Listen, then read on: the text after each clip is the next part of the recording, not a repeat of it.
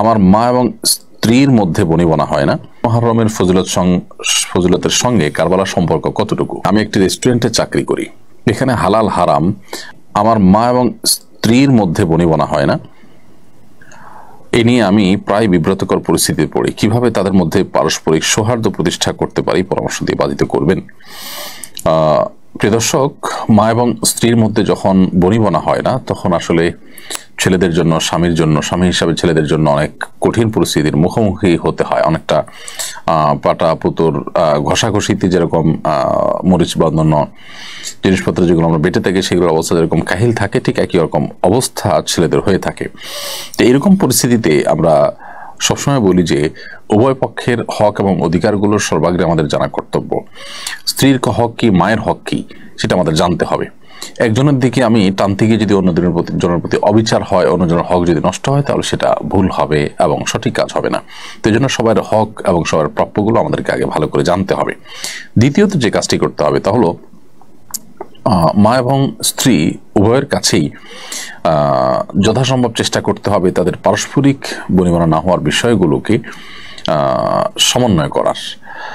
সমন্বয় করার চেষ্টা করতে হবে এবং মায়ের কাছে স্ত্রীর কাছে মায়ের হয়ে লড়াই করার প্রবণতা এটা দেখানো যাবে না। বিশেষ করে অনেকে আছেন যে স্ত্রীর কাছে গিয়ে যখন তিনি স্ত্রী মায়ের ব্যাপারে কিছু বলেন, তখন মায়ের হয়ে স্ত্রীর সাথে লড়াই করেন, আবার মায়ের কাছে যখন যান তখন স্ত্রীর হয়ে মায়ের কাছে লড়াই করেন। উভয়ের কাছে তখন তিনি খারাপ হন। বরং যথাসম্ভব তাদের কথাগুলো শুনতে হবে, মনোযোগ দিয়ে আমলও নিতে হবে এবং যদি তারা কোনো ভুল ধারণার মধ্যে থাকে একজন অপরজনের প্রতি, তাহলে সেটাকে খুব বিনয়ের সাথে সম্ভব হলে বোঝানোর চেষ্টা করতে হবে। আর যদি মনে হয় যে বোঝালে হিতে বিপরীত হবে, তাহলে চুপচাপ থেকে প্রয়োজনে কোনো রকম সায় দিয়ে অন্য কাউকে দিয়ে বোঝানোর চেষ্টা করতে হবে। কিন্তু এর মানে এই না যে কোনো জুলুম হলে, অবিচার হলে আপনি নির্বিকার থাকবেন, কিন্তু যথাসম্ভব এই ক্ষেত্রে ব্যালেন্স করার চেষ্টা আমাদের করতে হবে। এবং এটা করতে যদি আমরা ভুল করি, তাহলে সেক্ষেত্রে এর জন্য আমাদেরকে অনেক মূল্য দিতে হতে পারে। মুহররমের ফজিলতের সঙ্গে কারবালার সম্পর্ক কতটুকু? এদিনের করণীয় বর্জনের সম্পর্কে জানাবেন। আসন্ন বুধবার 17 জিলহজ ইনশাআল্লাহ এবছর আশুরা, এবং আশুরার এই দিনে আমরা জানি প্রিয় নবী সাল্লাল্লাহু আলাইহি ওয়াসাল্লাম বলেছেন যে মুসা আলাইহিস সালামকে আল্লাহ রাব্বুল আলামিন ফেরাউনের বিপরীতে আল্লাহ তাআলা বিজয় দিয়েছেন তাকে এবং বনী ইসরাঈলকে। তো এই নিয়ামতের শুকরিয়া স্বরূপ তিনি সিয়াম পালন করেছেন। এই মুহররমের 10 তারিখ বা আশুরা মূলত মুসা আলাইহিস সালামের বিজয়ের দিন হলেও, আনন্দের দিন হলেও, এই দিনে একই দিনে নবী করিম সাল্লাল্লাহু আলাইহি ওয়াসাল্লাম প্রিয় দৌহিত্র হুসাইন রাদিয়াল্লাহু তাআলা আনহু নির্মমভাবে কারবালার প্রান্তরে শাহাদাত বরণ করেন সপরিবারে। তো একটি বিজয়ের দিনে একটি দুঃখের এবং বেদনার ঘটনাও ঘটেছে, যার কারণে আমাদের জন্য একটা মিশ্রিত অনুভূতির একটি দিনে পরিণত হয়েছে। একদিকে মুসা আলাইহিস সালামের বিজয়, অপরদিকে হুসাইন রাদিয়াল্লাহু তাআলা আনহু সপরিবারে শাহাদাত।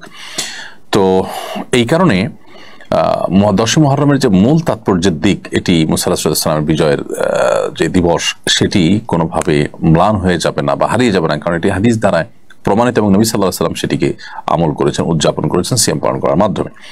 অতএব কারবালা ঘটনার কারণে সেটাকে আমরা ভুলে যাওয়াটা ভুল হবে। তবে হ্যাঁ, একই দিনে কারবালার ঘটনা ঘটেছে, সেজন্য 10 মুহররমের এই দিনটি, আশুরার দিনটিতে আমাদের কারবালার ঘটনার কথাও স্মরণ হয়, শাহাদাতের কথাও স্মরণ হয়। সম্পর্কে এটুকুই যে একই দিনে কারবালা ঘটনাটিও ঘটেছে, হুসাইন শাহাদাতের ঘটনাও 10 মুহররম ঘটেছে।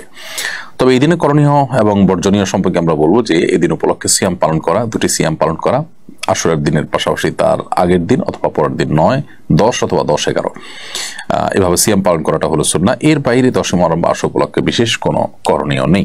আমরা অনেকে এই দিন উপলক্ষে নানা করণীয়, নানা বর্জনীয় কথা বলি বা কি করণীয় হাদিসে আলোকে একেবারে স্পেসিফিকলি যদি আমরা বলতে চাই, তাহলে এটাই হলো এই দিনের একমাত্র করণীয় এবং বর্জনীয় এবং লক্ষণীয় বিষয়। একটি রেস্টুরেন্টে চাকরি করি, এখানে হালাল হারাম দুই রকমের খাবারই বিক্রি হয়। আমার উপার্জন কি হালাল হচ্ছে? যদি কোনো রেস্টুরেন্টে হালাল হারাম দুই রকমেরই উপার্জন করার অপশন খোলা থাকে, তাহলে সেক্ষেত্রে আমরা চেষ্টা করব যথাসম্ভব এই ধরনের রেস্টুরেন্টের চাকরি না করার। বিশেষ করে আমাদের যে সমস্ত বন্ধুরা, যে সমস্ত ভাইরা বাইরে থাকেন, পশ্চিমা দুনিয়াতে থাকেন, ইউরোপ আমেরিকা ইত্যাদিতে থাকেন, তাদের অনেকেই কিন্তু আমি জানি যে এই ধরনের পরিস্থিতির মুখোমুখি, অর্থাৎ তারা সেখানে রেস্টুরেন্টের চাকরির অফারই বেশি পেয়ে থাকেন, রেস্টুরেন্টের চাকরির অপশন বেশি থাকে। তো এইরকম জায়গাতে দুঃখিত, এরকম জায়গাতে যে হালাল হারাম মিশ্রণ থাকে এবং হারাম খাবার ইত্যাদি সার্ভ করার আগে সেখানে চাকরি আমরা অনেকে করে থাকি। আসলে এই জায়গায় চাকরি করা জায়েজ নয়। আপনি একজন মুসলিম হিসাবে আপনার দিনদারিতা, আপনার আল্লাহ ভীরুতা, আল্লাহর আদেশ নিষেধগুলো পালন হচ্ছে কি হচ্ছে না, এগুলো করতে পারছেন কি পারছেন না, এটা হলো আপনার জীবনের সবচেয়ে গুরুত্বপূর্ণ বিষয়। সেটি ঠিক রেখে বাকি সব কাজ আপনি করবেন। যদি সেখানে আপনার কোনো প্রকার ত্রুটি হয়, বিচ্যুতি হয় এবং কোনো প্রকার অসুবিধা তৈরি হয়, তাহলে সেক্ষেত্রে আপনি সেখানে কোনো প্রকার কম্প্রোমাইজে যাবেন না। এটি হলো কোরআন এবং সুন্নাহর নির্দেশনা। অতএব এই বিষয়টিতে আমাদের খুব সিরিয়াসলি খেয়াল রাখতে হবে। আল্লাহ আমাদেরকে তৌফিক দান করুন।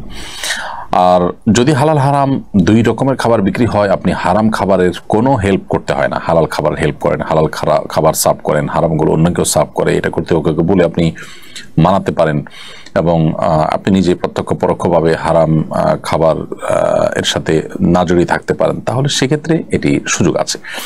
যদি আপনি এমন কোনো কাজ করেন সেখানে যে কাজে আসলে কোনো হারাম খাবারের সার্ভ করা বা তার আগায় দেওয়া বা রান্না করা বা ধোয়া বা কোনোভাবে সেটার সাথে জড়িত হওয়ার ব্যাপার না থাকে, তাহলে সেক্ষেত্রে আপনার চাকরি জায়েজ হতে পারে।